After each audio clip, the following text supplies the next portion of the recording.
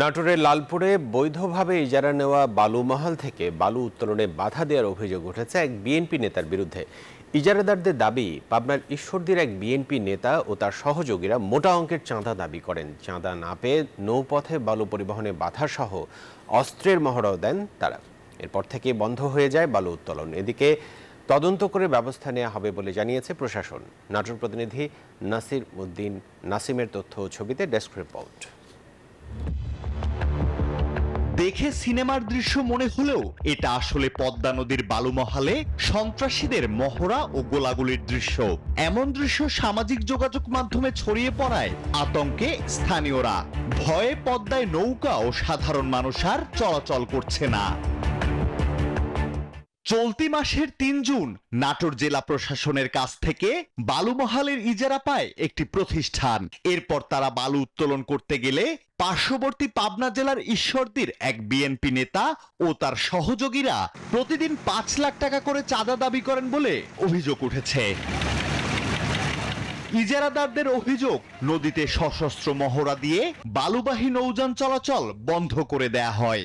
আমরা এই যে এত টাকা দিয়ে ঘাটটা ডাক নিলাম, আমরা এখন অব্দি ঠিক মতো বালু কাটতে পারি নাই। বালু নিয়ে যাওয়ার সময়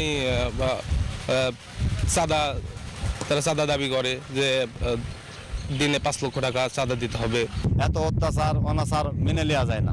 সরকারের কাছে আমি আকুল আবেদন চাচ্ছি যে সরকার এই ব্যবস্থাটা সুষ্ঠুভাবে করে দেয়, আমরা যেন সুষ্ঠুভাবে সবাক নিয়ে ব্যবসা বাণিজ্য করতে পারি। এদিকে প্রাণ ভয়ে নৌযান নিয়ে পদ্মায় যাচ্ছেন না মাঝিরা, আর গেলেই তাদের হেনস্থা করা হচ্ছে বলে অভিযোগ করছেন তারা। আমার ছেলে পেলে বালুর ঘাটে বালু কাটি ভাত খাই। কাজের মানুষ যদি এভাবে হেনস্থা কথা, আমরা কি করে চলবো? আমাদের তো কোনো উপায় নাই। যদিও সকল অভিযোগ অস্বীকার করেছেন বিএনপির ওই নেতা। তিনি বলছেন তার ভাবমূর্তি ক্ষুণ্ণ করতেই নানা অপতৎপরতা চালানো হচ্ছে। কালার করার জন্য এটা আমার নামটা জোড়াচ্ছে, অথচ এরা খুব ভালোভাবেই জানে যে আমি কিন্তু এসবের মধ্যে জড়িত না। বিষয়টি তদন্ত করে ব্যবস্থা নেওয়া হবে বলে জানিয়েছে প্রশাসন। এই বিষয়ে আমি আইনশৃঙ্খলা বাহিনীর সাথে কথা বলেছি। আমাদের যে পুলিশ বিভাগ আছে তাদেরকে সেখানে নিরাপত্তা বিধানের জন্য বলেছি, যেহেতু তাদের প্রবলেমটা ঈশ্বরদীর দিকে হচ্ছে, সেখানে যাতে প্রয়োজনীয় ব্যবস্থা নেওয়া হয় তাদের নিরাপত্তা বিধানে, সে বিষয়েও আমি অবগত করেছি। কোনো দুর্বৃত্তপনা যদি এখানে হয়ে থাকে সেটার বিরুদ্ধে জেলা পুলিশ অন্যান্য সংস্থার সাথে সমন্বয় করে আইনগত কঠোর পদক্ষেপ নেবে। যে সময় নৌযানে ভরে থাকার কথা পদ্মার এই চর, তখন চারদিকে সুনসান নীরবতা।